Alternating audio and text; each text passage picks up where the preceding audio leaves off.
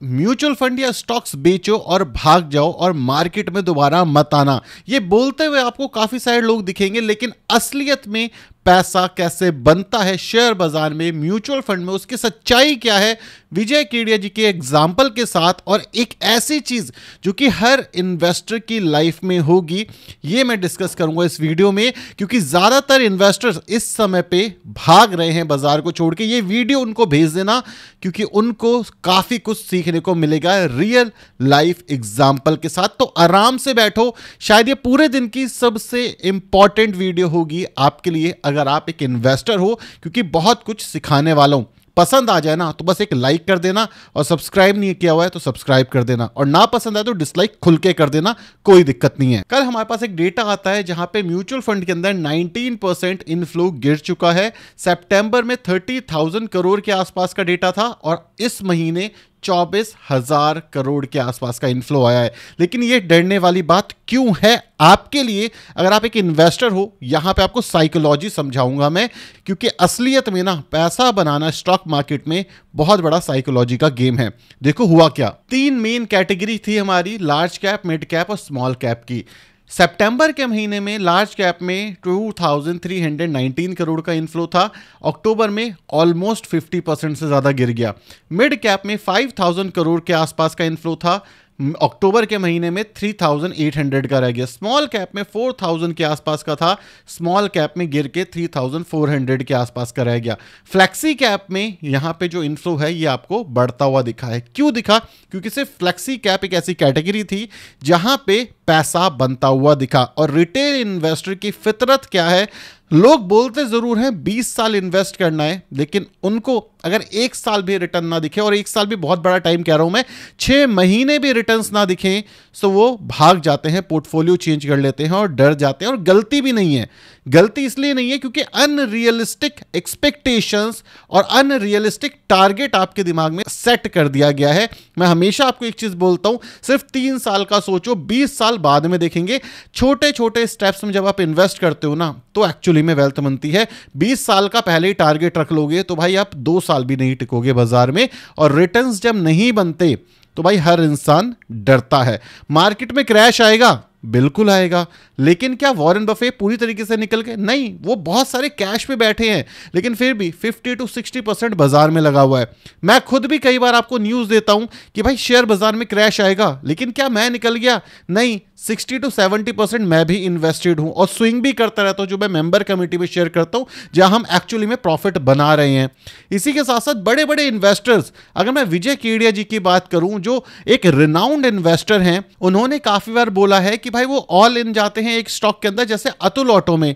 अब वो स्टॉक 40% गिर गया, 3-4 साल तक रिकवर नहीं कर पाया, लेकिन क्या वो निकल गया डर के? नहीं। और उसके बाद वो स्टॉक मल्टी बैगर बनता है।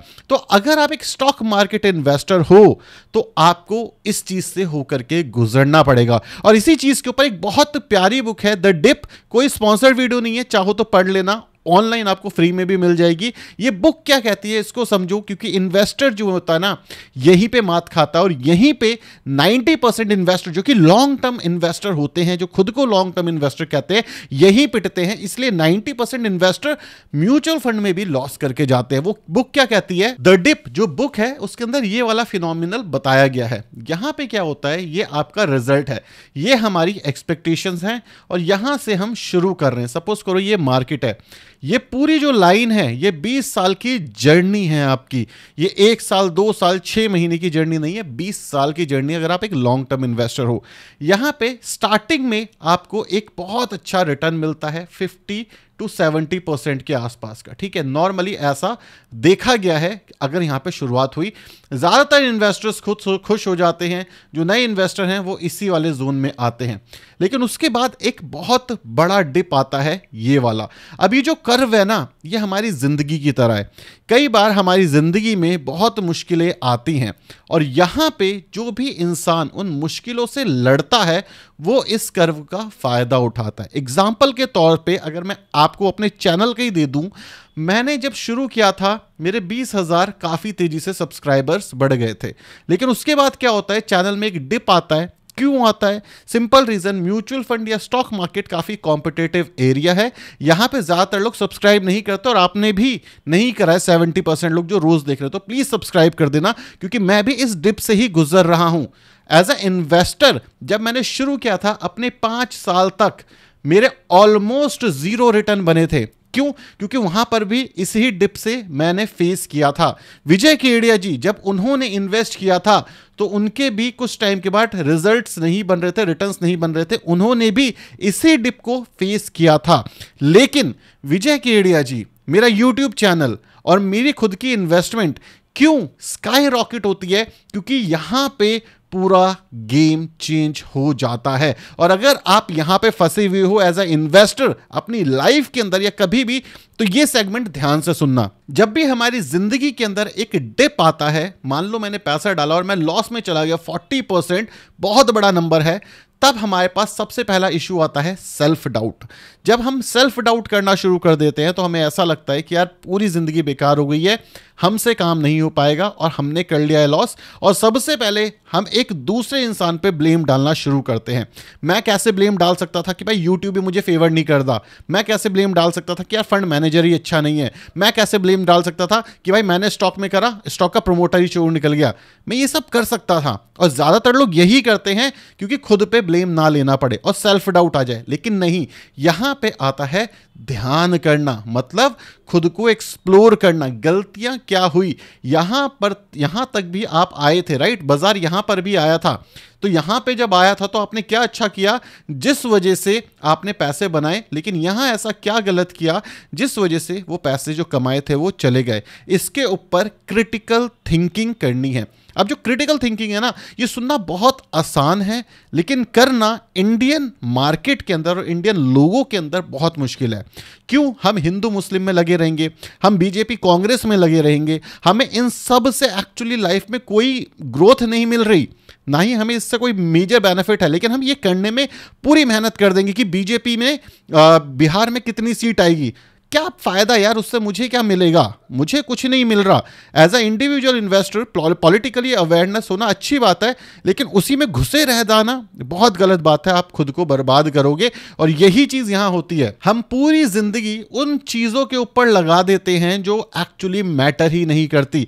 आपने 80-20 रूल सुना होगा, राइट? 80-20 रूल क्या कहता है कि आपकी जितनी वेल्थ होगी उसके लिए सिर्फ आपको 20% एफर्ट करने हैं। वो 20% एफर्ट क्या है? Critical thinking. क्रिटिकल थिंकिंग का क्या मतलब है? इकोनॉमी कैसे काम करती है, क्योंकि इकोनॉमी का आपके स्टॉक से डेफिनेटली लिंक है। एग्जांपल के तौर पे 2024 सितंबर में हम डिस्कस कर रहे थे बाजार में गिरावट आएगी, 2025 जनवरी के आसपास बाजार में गिरावट आती है। 2024 में हमने डिस्कस किया था बैंकिंग फाइनेंस कंपनियां next leg of bull run के अंदर चलेंगी, और वही होता है, बैंकिंग और फाइनेंस कंपनियां next leg of bull run में चलती है। बीएफएसआई वाले stocks, mutual fund extraordinary returns बना करके देते हैं इंडियन मार्केट में। क्या ये कोई प्रेडिक्टेबिलिटी थी? नहीं, ये बेसिक अंडरस्टैंडिंग ऑफ इकोनॉमिक्स था कि भाई इतने लंबे समय तक नहीं चला है बैंकिंग फाइनेंस, बहुत मर चुका है, जैसे समय पे आईटी और कंज्यूमर के साथ हो रहा है, और कोई हार्ड एंड फास्ट रूल नहीं है, सिर्फ 20% एफर्ट। अगेन यहां पे एक और चीज हमने नोट करी कि भाई यहां पे ना सस्ती चीजें मिल रही हैं, तो बाजार में क्रैश भी आ गया, तो ऑलरेडी जो चीज मरी हुई है वो कितनी मर जाएगी। इसीलिए यहां पे गिरावट में भी लोगों ने बैंकिंग एंड फाइनेंस कंपनीज के अंदर लॉस नहीं किया, और हम बैठे हैं इस डिप पे। और ये सारी की सारी चीजें, क्रिटिकल थिंकिंग, दिमाग लगाना, इकोनॉमिक्स समझना, अपनी स्किल्स को अपग्रेड करना, क्या गलतियां करी मैंने ये चेक करना, ये सब इस वाले जोन में हो रहा है। और जो इंसान, सपोज करो 10 इंसान यहां खड़े हुए हैं, जो इंसान ये सारे स्टेप्स को फॉलो करेगा वो इस जे कर्व का बेनिफिट उठाएगा। इसको कहते हैं जे कर्व, और ये लाइफ के अंदर बहुत बार आता हुआ दिखता है। ऐसा क्यों होता है? और ये जे कर्व हर किसी की लाइफ में आएगा भी नहीं। अगर आप सोच रहे हो ना कि द डिप जो बुक है उसमें ये लिखा है कि भाई यहां पे क्विट नहीं करना, यहां पे आपको टिके रहना है, ये जे कर्व यहां पे नहीं आएगा। क्यों नहीं आएगा? एग्जाम्पल के तौर पर मैंने क्लीन कर दिया इसे, एग्जाम्पल के तौर पर समझाता हूं। सपोज करो एक बंदा यहां बैठा है, वो सारे काम करने के लिए तैयार है, लेकिन वो प्रॉब्लम ही नहीं समझना चाहता। वो सारे काम करेगा, वो 100 वीडियोस देख लेगा, बट उस वीडियोस को देखने के बाद अगले दिन ही भूल जाएगा और वो 101वीं वीडियो देखेगा। इससे क्या हो रहा है? इससे अननेसेसरी चीजें उसके दिमाग के अंदर भर रही हैं। उसे लग रहा है वो प्रोडक्टिव है, लेकिन एग्जैक्टली वो प्रोडक्टिव नहीं है। और ये जे कर्व सिर्फ वो इंसान फेस करेगा या उसकी जिंदगी में आएगा जो इस समय पे क्रिटिकल थिंकिंग, इकोनॉमिक्स, अपनी स्किल्स को अपग्रेड करने में लगा हुआ है। और इसीलिए 19% इन्वेस्टर स्टॉक मार्केट में आते जब मार्केट का अच्छा फेज चल रहा होता है, और वो बुरे फेज के लिए तैयार नहीं है। इस वाले फेज में वो 20 साल के लिए कमिट करने के लिए तैयार है, लेकिन इस वाले फेज में वो अगले 5 साल के लिए भी कमिट करने के लिए तैयार नहीं है। इसीलिए ये जो SIP का इनफ्लो है ये रुक गया है, ये कम हो गया है, ये फ्लैक्सी कैप में बढ़ गया है, जहां पे फ्लैक्सी कैप को कोई पूछ नहीं रहा था। क्यों हो गया है ऐसा? क्योंकि ना उन्होंने कभी पोर्टफोलियो डिजाइन किया। हर इंसान ने बोला स्मॉल कैप में पैसा बनता है। इवन आज तक मेरे पास कमेंट आते हैं कि भाई इसने 2 महीने पहले स्मॉल कैप बेच दिया था, इसलिए आज ये एंट्री नहीं कर पा रहा। आपको क्या पता है? आपको मेरे पोर्टफोलियो के बारे में क्या पता है भाई? मैं कितने एक्टिवली इन्वेस्ट कर रहा हूं बाजार के अंदर। मेंबर कम्युनिटी में जाकर के देखो, वहां पे आपको रियलिटी समझ आ जाएगी। क्यों? क्योंकि आप अभी कह रहे हो कि इसने ये करा, इसने ही किया, इसने ये क्या। भाई हमारा जो पोर्टफोलियो है, जो मैं मेंबर कम्युनिटी में शेयर करता हूं, वो मोर देन 28% के रिटर्न दे चुका है। निफ्टी अभी 1% के रिटर्न पर बैठा हुआ है, और ये एक्टिवली ट्रेड करने के बाद, एक्टिवली इन्वेस्ट करने के बाद हुआ है। ठीक है? क्यों? क्योंकि यहां पर जब हम इस वाले जोन में थे तो हमने बहुत सीखा, और सीखने के बाद ये जो जे कर्व हम एक्सपीरियंस कर रहे हैं, ये सिर्फ उस एक्सपीरियंस की वजह से आया है। लोग यहां पर आकर के सबसे बड़ी गलती करते हैं क्विट कर देना। ये जो इनफ्लो इस समय पे बाजार में कम हो गया, ये कौन लोग हैं? ये वो लोग हैं जो 20 साल के लिए इन्वेस्ट करने आए थे आज से 10 महीने पहले, और 10 महीने में रिटर्न्स नहीं मिले और कुछ में लॉसेस मिले, तो वो कह रहे हैं कि अब मार्केट बेकार है, मार्केट स्कैम है, हमें तो बेवकूफ बनाया गया किसी XYZ यूट्यूबर के थ्रू, या किसी XYZ म्यूचुअल फंड इन्वेस्टर के थ्रू, या किसी भी XYZ म्यूचुअल फंड हाउस के थ्रू। लेकिन रियलिटी क्या है कि आप इस डिप के लिए तैयार नहीं थे, और यहीं पे ज्यादातर लोग क्विट कर देते हैं। सो मेरे भाई, ये बुक बहुत प्यारी है, आपको पढ़नी चाहिए। खरीदना चाहो खरीदो, फ्री में अवेलेबल है। क्योंकि जो लाइफ है ना, वो स्टॉक मार्केट की तरह है, कभी ऊपर कभी नीचे। अगर नीचे आने पे आप कमजोर हो जाओगे तो जिंदगी में ना कभी पैसा बना पाओगे, ना ही कभी सक्सेस देख पाओगे। एग्जाम्पल के तौर पे इलॉन मस्क आज की डेट में आपको दुनिया का सबसे अमीर आदमी लगता होगा, लेकिन जब SpaceX के अंदर उसकी दे दनादन फ्लाइट्स खराब हो रही थी, जो रॉकेट बना रहा था वो फट रहे थे, उसने आखिरी ट्राई किया, वो भी इस डिप के अंदर था कि भाई अगर ये रॉकेट चला तो चला, नहीं चला तो मैं बैंकरप्ट हो जाऊंगा, पूरा पैसा खत्म। और वो जो रॉकेट है वो उड़ा, और उसने इलॉन मस्क को यहां ला करके खड़ा कर दिया।